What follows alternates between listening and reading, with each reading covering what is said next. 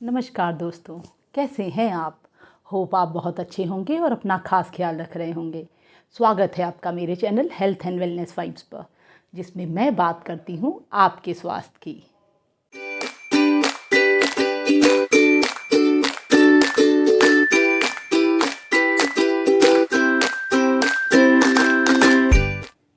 दोस्तों, हम सब चाहते हैं कि हमारी उम्र लंबी हो, बुढ़ापे में भी जवानी जैसी फीलिंग आए।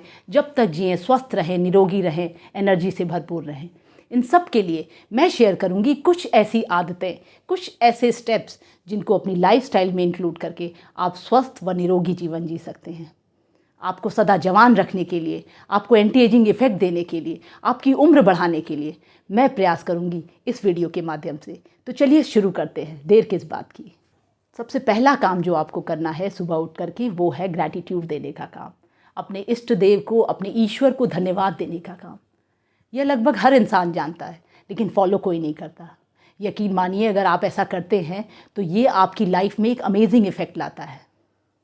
जनरल ऑफ ऑक्यूपेशनल हेल्थ की मेटा एनालिसिस के अनुसार जो लोग रेगुलर ग्रैटिट्यूड की प्रैक्टिस करते हैं या ग्रैटिट्यूड को अपनी लाइफस्टाइल का पार्ट बनाते हैं, उनकी mental health and wellbeing and sense of positivity बहुत हाई होती है।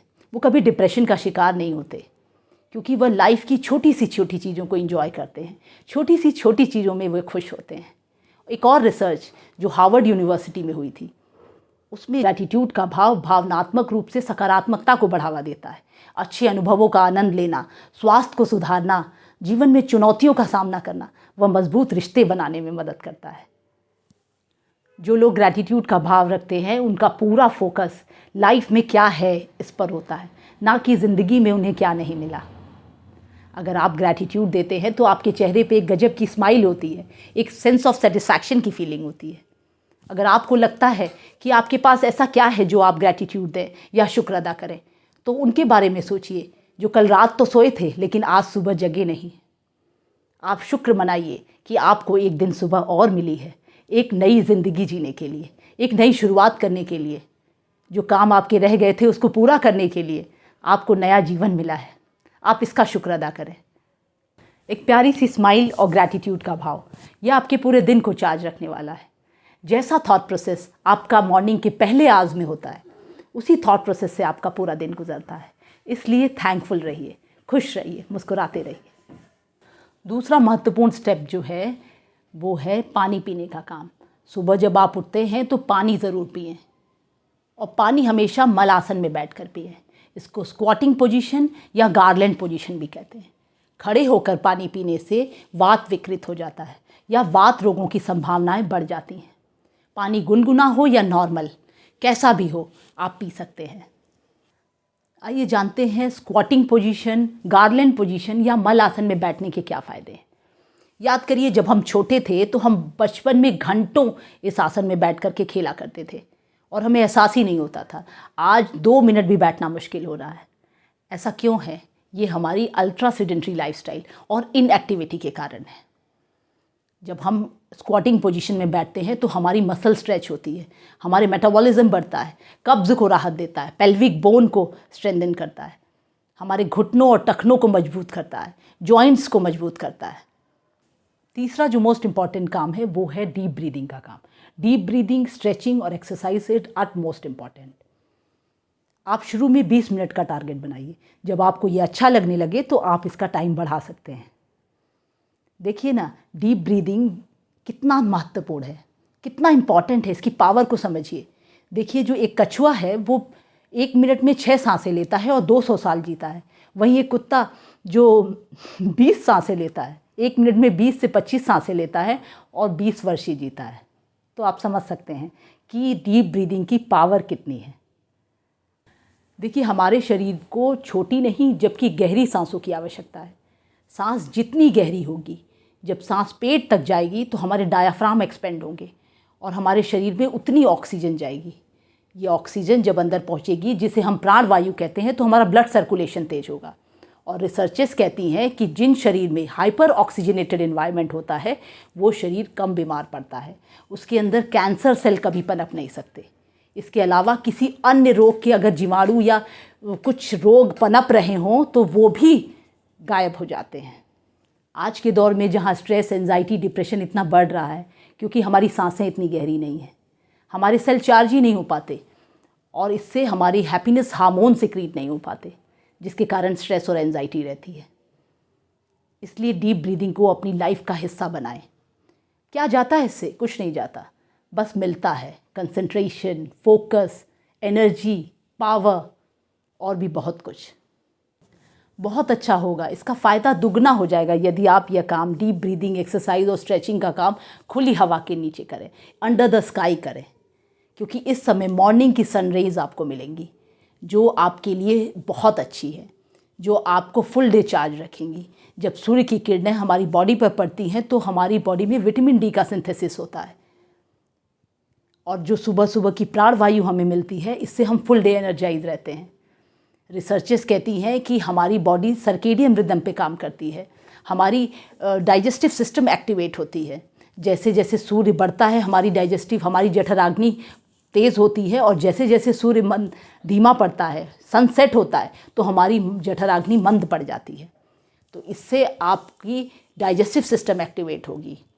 और सबसे बड़ी बात, जब सन रेज़ आपकी बॉडी पे पड़ती हैं तो आपके अंदर मेलाटोनिन नाम की केमिकल रिलीज़ होता है जो आपके लिए स्लीप हार्मोन का काम करता है। जिनको इंसोम्निया की शिकायत है उनको काफ़ी राहत मिलती है और उनको अच्छी नींद आती है। इसलिए डीप ब्रीदिंग बहुत उत्तम है हमारे स्वास्थ्य के लिए और इसको ज़रूर से ज़रूर अपनी लाइफ में इंक्लूड करें। नेक्स्ट इंपॉर्टेंट स्टेप है कि प्रतिदिन ड्राई फ्रूट्स को अपने डाइट का हिस्सा बनाएं। ये माइक्रो और मैक्रो न्यूट्रिएंट से तो लोडेड होते ही हैं, साथ में ये इम्यूनिटी बूस्टर्स होते हैं, इसलिए इसको ज़रूर अपने डाइट में इंक्लूड करें। रात में भिगो करके इसको डाइट में लें। अगर हम इसे बिना भिगोए लेते हैं तो हमें इसका पूरा फ़ायदा नहीं मिलता। इसमें कुछ ऐसे न्यूट्रिएंट्स के इनहिबिटर्स होते हैं जो इसके एब्जॉर्प्शन को रोकते हैं। हमें बादाम, किशमिश, अखरोट और अंजीर इनको भिगो करके डेली डाइट में लेना चाहिए। इसमें मौजूद folate, vitamin E, essential fatty acids, vitamin B हमारे शरीर को फुल डे एनर्जाइज और चार्ज रखते हैं। और इसमें जो एसेंशियल फैटी एसिड्स होते हैं वो हमारे स्किन के लिए बहुत अच्छे होते हैं। सुबह सुबह यदि हम सोक ड्राई फ्रूट्स लेते हैं तो हम फुल डे एनर्जेटिक महसूस करते हैं और इसमें उपलब्ध नेचुरल शुगर हमें फुल डे एनर्जाइज, रिजुनोवेटेड और चार्ज रखती है। नेक्स्ट इंपॉर्टेंट स्टेप है कि होल ग्रेन और हाई फाइबर फूड को अपने डाइट का हिस्सा बनाइए। हमारी बॉडी को प्रतिदिन 25 से 30 ग्राम फाइबर की आवश्यकता होती है, लेकिन आयरनी ये है कि हमें रिफाइंड फूड्स पसंद है। हमारी जीभ रिफाइंड फूड्स के प्रति अट्रैक्ट होती है, जबकि रिफाइंड शब्द ही हमारा दुश्मन है, चाहे वो refined flour, refined sugar, refined oil या रिफाइंड सॉल्ट ही क्यों ना हो। दोस्तों, कोशिश ये करें कि अपनी डाइट में रिफाइंड फूड्स की जगह होल ग्रेन और हाई फाइबर्ड फूड इंक्लूड करें, क्योंकि ये आपकी ब्लड शुगर को एकदम से स्पाइक नहीं होने देता। ये धीरे धीरे शुगर रिलीज़ करता है, जिससे आपकी ऑर्गन्स को ज़्यादा स्ट्रेस नहीं लेना पड़ता और इससे आपका पाचन भी दुरुस्त होता है, आपकी गट हेल्थ स्ट्रांग होती है। और सबसे इम्पॉर्टेंट बात, अपनी डाइट में कलरफुल फूड्स को इंक्लूड करें, अपनी थाली को कलरफुल बनाएं। जितना अधिक से अधिक कलर वाले फूड्स को अपनी डाइट में इंक्लूड करेंगे तो आपको एसेंशियल न्यूट्रिएंट्स मिलेंगे जो आपको तरोताज़ा और हेल्दी महसूस कराएंगे। इसके साथ ही डाइट में कोल्ड प्रेस ऑयल इंक्लूड करें। रिफाइंड ऑयल में ऐसी कोई चीज़ नहीं जो आपके स्वास्थ्य के लिए लाभप्रद हो, जबकि इसमें भर भर के ऐसे तत्व होते हैं जो हमारे स्वास्थ्य के लिए, हमारी हार्ट हेल्थ के लिए हानिकारक होते हैं। इसलिए रिफाइंड ऑयल को अपनी किचन से बिल्कुल हटा दें। ऑयल बदल बदल के यूज़ करें। कोल्ड प्रेस ऑयल यूज़ करें, कच्ची घानी का सरसों का तेल या मूंगफली का तेल, सनफ्लावर ऑयल, कोई भी ऑयल आप यूज़ कर सकते हैं। इसके साथ अपनी डाइट में गाय का घी इंक्लूड करें और कोशिश करें कि ये घी देसी गाय का हो। इसमें मौजूद CLA, कॉन्जुगेटेड लिनोलिक एसिड, आजकल बड़ी बड़ी कंपनियां इसको वेट लॉस इंग्रेडिएंट के तौर पे यूज़ कर रही हैं। इसमें vitamin A, D, E and K मौजूद होता है। इसके साथ ही इसमें एसेंशियल फैटी एसिड्स होता है। ये हमारे पाचन को दुरुस्त रखता है, हमारे मेटाबॉलिज्म को बढ़ाता है, हमारी बोन हेल्थ के लिए अच्छा है, हमारी स्किन के लिए अच्छा है, हमारी ओवरऑल हेल्थ के लिए अच्छा है, हमारी हार्ट हेल्थ के लिए अच्छा है। इसलिए इसको डाइट का हिस्सा ज़रूर बनाएं। Last but not the least, do not eat after 7 PM।